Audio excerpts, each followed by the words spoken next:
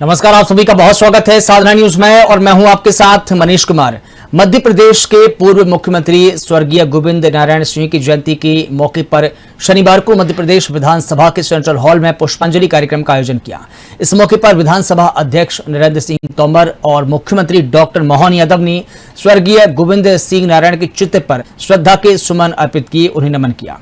इसके बाद मुख्यमंत्री डॉक्टर मोहन यादव दतिया विधानसभा उपचुनाव में प्रचार करने पहुंचे, जहां उदगुबा और उपराय में चुनावी सभा को सीएम डॉक्टर मोहन यादव ने संबोधित किया। देखिए ये खास रिपोर्ट।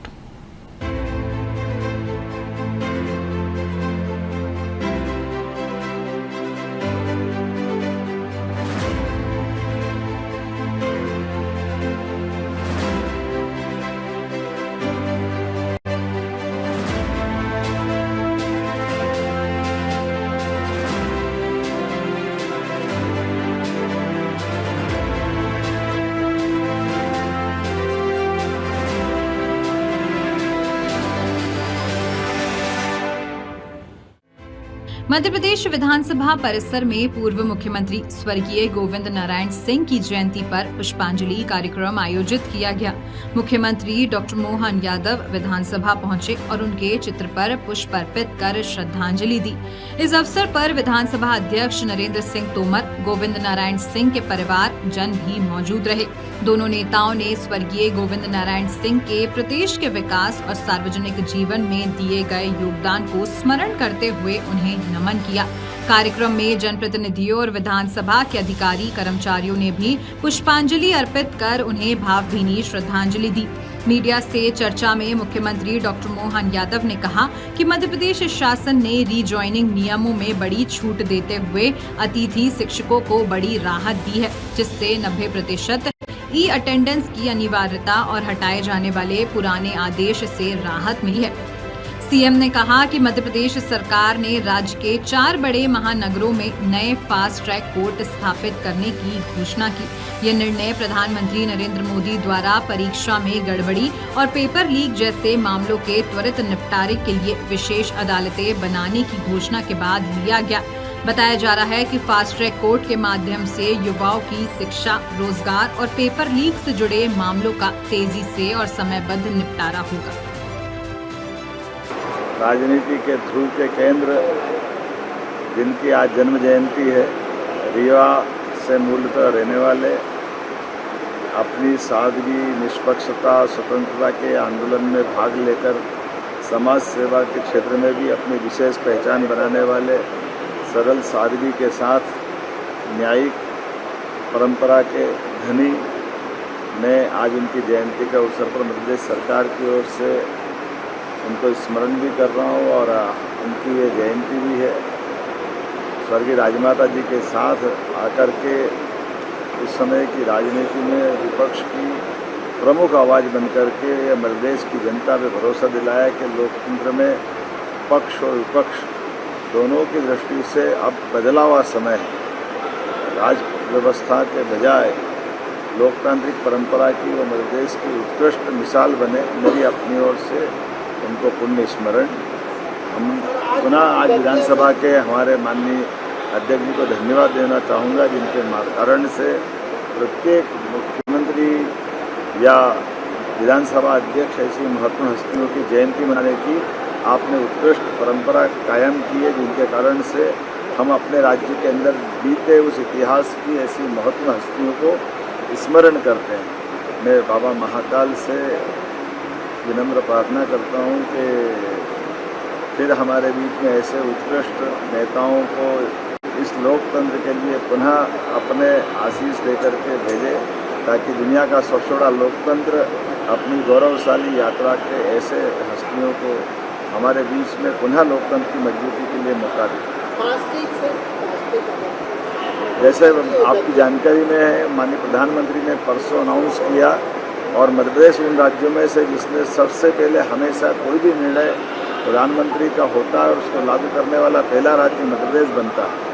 कल हमने अपने प्रकार के समसामयिक ऐसे द्रुत गति से चलने वाले मुकदमों के निवारण की दृष्टि से, उनके क्रियान्वयन की दृष्टि से 4 फास्ट ट्रैक कोर्ट की घोषणा की है, जिसमें ऐसे तमाम प्रकार के अपराधी जो किसी भी प्रकार की कोई परीक्षा के या परीक्षा से जुड़े हुए किसी भी घटनाक्रम में या जिनके मुकदमे बनते हैं तो 3 महीने से कम समय में फास्ट ट्रैक में उनका निराकरण होगा। मुझे इस बात का संतोष है कि कल ही हमने सुबह ऑर्डर निकाला और शाम को हमने इंदौर, भोपाल, ग्वालियर, जबलपुर चारों स्थानों पर 4 फास्ट ट्रैक कोर्ट की स्थापना कर दी। माननीय कार्यवाहक चीफ जस्टिस ने भी इससे संबंधित आदेश जारी कर दिए। ये हमारे माननीय प्रधानमंत्री जी की भावना भी है और हम सब सदैव अपने विद्यार्थियों के साथ हैं। विद्यार्थियों के लिए ही माननीय प्रधानमंत्री जी ने जैसे ही लगा तो उन्हें एग्ज़ाम भी निरस्त कराई, कठोर कार्रवाई भी की और लगातार कार्रवाई भी जारी है। हमारी पूरी सहानुभूति विद्यार्थियों के साथ है। नीट के मसले को लेकर के आगामी समय में भी और अच्छी प्रकार से परीक्षा संपन्न हो। ये भी मैं उल्लेख करना चाहूँगा कि माननीय प्रधानमंत्री जी के कार्यकाल में ही हमारे मेडिकल कॉलेजों की संख्या भी डबल से ज़्यादा हुई। विश्वविद्यालय भी 641 विश्वविद्यालय थे, आज की स्थिति में 14 से ज़्यादा विश्वविद्यालय हुए हैं। 50,000 के आसपास मेडिकल की सीटें थी, आज वो लाख से ऊपर यूजी पीजी की सीटें अलग अलग प्रकार से बढ़ी है, डबल से ज़्यादा हुई है। हर प्रकार के विद्यार्थियों के लिए माननीय प्रधानमंत्री जी के मन में सकारात्मक भाव है और हम उम्मीद करेंगे प्रधानमंत्री जी और केंद्र सरकार जो करेगी बेहतर। सर, आपने भी एक बड़ी सौगात दी, अतिथि शिक्षकों को सौगात दी सर, अतिथि शिक्षकों को एक बड़ी सौगात आपने। हमारा प्रयास है, हम सभी प्रकार के शिक्षा से जुड़े हुए मसलों को संवेदनशील तरीके से लेते हैं, चाहे शिक्षक वर्ग का हो चाहे विद्यार्थी वर्ग का हो। उल्लेखनीय है कि शिक्षा नीति लागू करने वाला राज्य मध्य प्रदेश है। 3 सरकारी विश्वविद्यालय खोलने के लिए भी मध्य प्रदेश ने अपने 2.5 साल के कार्यकाल में मौका दिया है। जितने मेडिकल कॉलेज कांग्रेस के शासनकाल में 55 साल में खुले, उतने मेडिकल कॉलेज तो हमने अपने 2.5 साल के समय में खोल दिए। मैं उम्मीद करूँगा ऐसे सारे कामों से हम अपने विकास की गतिविधि, और ये किसी पे हम एहसान नहीं कर रहे, ये हमारी ड्यूटी है, ये हमारे अपने विद्यार्थियों के हित में लिए गए निर्णय हैं। सर, आप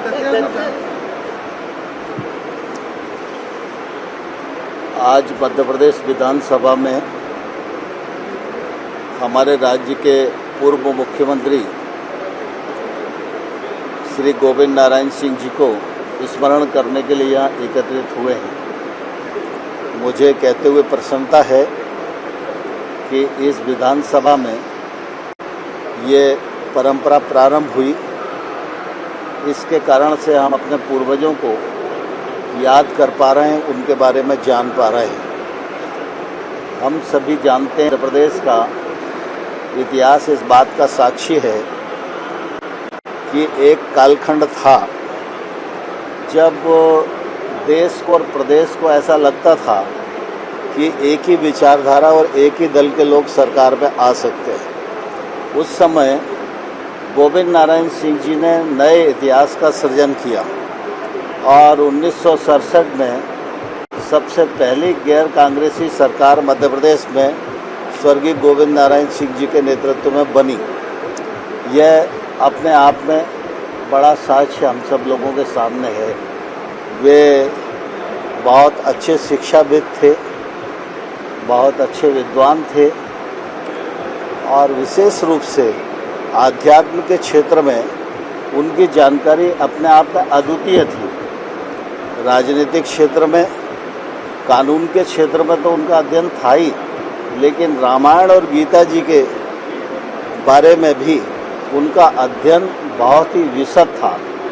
आज जरूरी है कि उनके जीवन से प्रेरणा लेकर जो लोग राजनीतिक क्षेत्र में काम करते हैं उनकी अध्ययन की प्रवृत्ति बढ़ना चाहिए, क्योंकि मनुष्य के भीतर अध्ययन ही उसके व्यक्तित्व को ऊंचा बनाता है और जब उसका व्यक्तित्व ऊंचा बनता है तो वो देश, प्रदेश और समाज के काम आता है। आज स्वर्गीय गोविंद नारायण सिंह जी हम सबके मध्य नहीं हैं, लेकिन उनका प्रेरणादायी जीवन, उनकी कार्यपद्धति हम सब लोगों के सामने है। मैं प्रभु से प्रार्थना करता हूँ कि हमारी पीढ़ी को प्रभु सामर्थ्य प्रदान करें कि हम उनके बताए हुए रास्ते को आगे बढ़ाने में सफल हो सकें। इन्हीं शब्दों के साथ स्वर्गीय गोविंद नारायण सिंह जी के चरणों में विनम्र पुष्पांजलि अर्पित करता हूँ। दतिया विधानसभा उपचुनाव का प्रचार तेज हो गया है। सीएम डॉक्टर मोहन यादव चुनाव प्रसार के लिए ग्राम उदगुवा पहुंचे, जहां उन्होंने जनसभा को संबोधित किया। मुख्यमंत्री डॉक्टर मोहन यादव ने बीजेपी प्रत्याशी आशुतोष तिवारी के पक्ष में मतदान की अपील की। इस दौरान कैबिनेट मंत्री तुलसी सिलावट और स्थानीय नेता भी मौजूद रहे। दतिया विधानसभा उपचुनाव के लिए 30 जुलाई को मतदान होना है। इसके बाद मुख्यमंत्री डॉक्टर मोहन यादव सीतापुर के उपराय पहुंचे, जहां उन्होंने चुनावी सभा को संबोधित किया।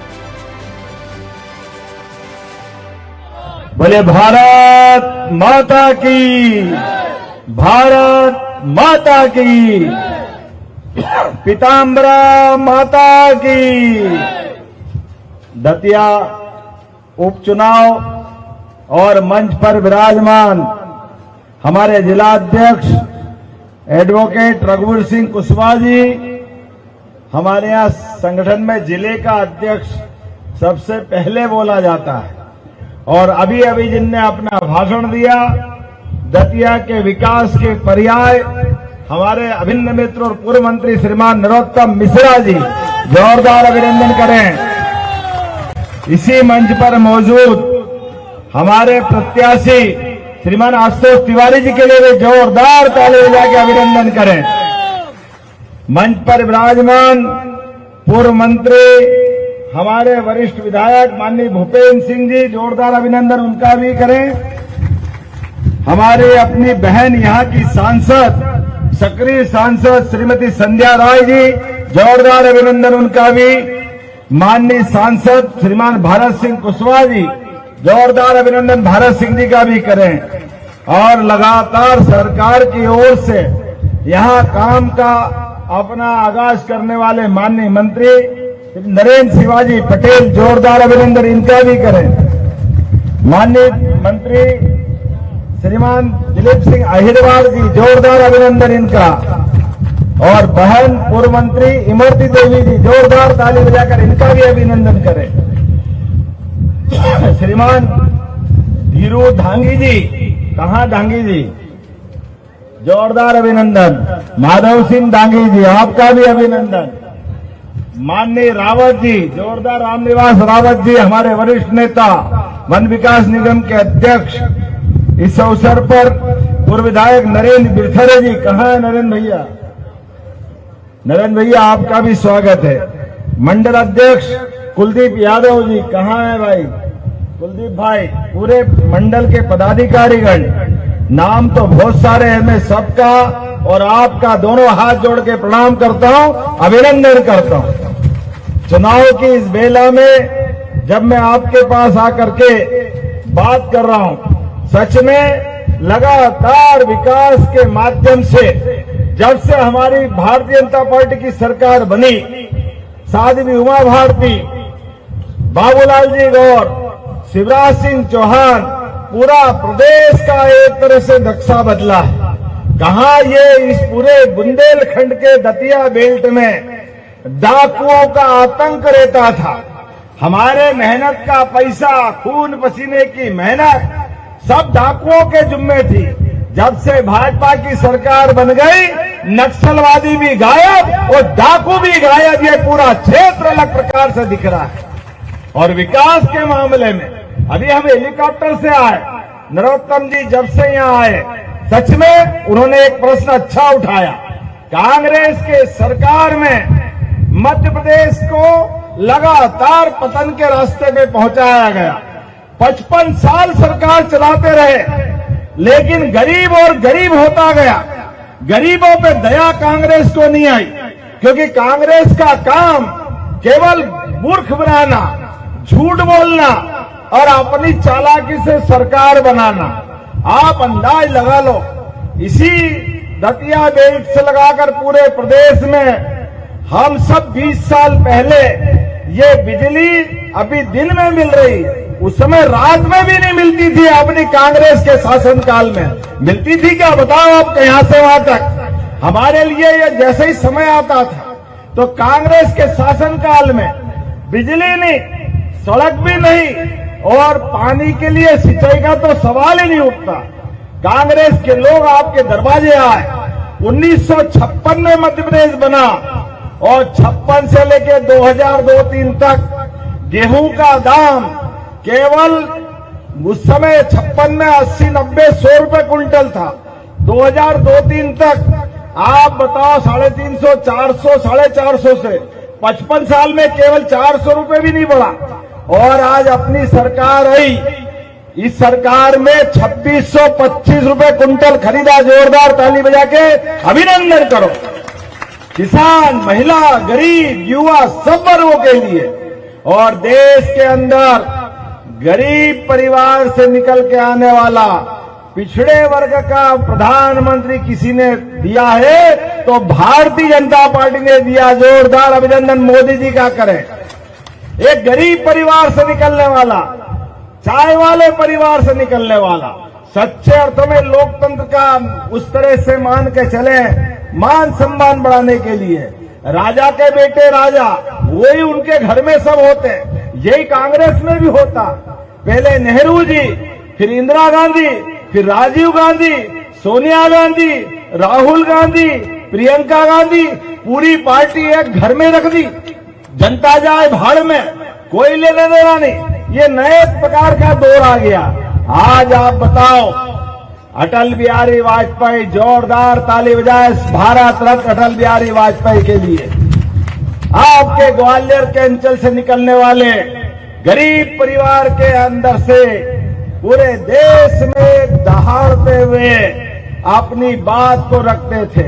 और जब सरकार बनाई तो गांव-गांव में प्रधानमंत्री सड़क की सौगात अटल बिहारी वाजपेयी जी नहीं दे रही है। आज अपना बदलते दौर का समय, और अब समय बदला है। गरीब परिवार को जो सही कहा नरोत्तम जी ने, जिसने गरीबी देखी, जिसने गरीबी जी, जिसने घर में कष्ट उठाए, उसको कष्टों की परंपरा, उसको कष्टों की मालूम पड़ती है। आप बताओ, घर के अंदर हमारा अपना घर का राशन, राम राज्य का जमाना या आज का जमाना?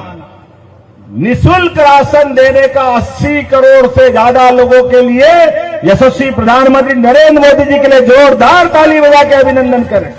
युवाओं के लिए हमारी सरकार जितना काम कर रही था कोई नहीं कर रहा है। हम सब चाह रहे हैं कि युवाओं की दृष्टि से रोजगार भी हो। मेडिकल कॉलेज की संख्या बहुत तेज गति से बढ़ रही है। आज हम जब आए सरकार में तो 5 मेडिकल कॉलेज थे, आज 34 मेडिकल कॉलेज है और 2 साल बाद 52 मेडिकल कॉलेज हमारे यहाँ बनने वाले हैं।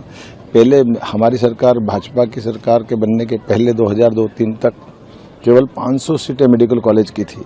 आज की स्थिति में 5,500 मेडिकल की सीटें हैं यूजी की और लगभग 10,000 सीटें होगी। ये हमारी कमिटमेंट है। इस तरह से हम लगातार आगे बढ़ रहे हैं। मेरी अपनी ओर से बधाई।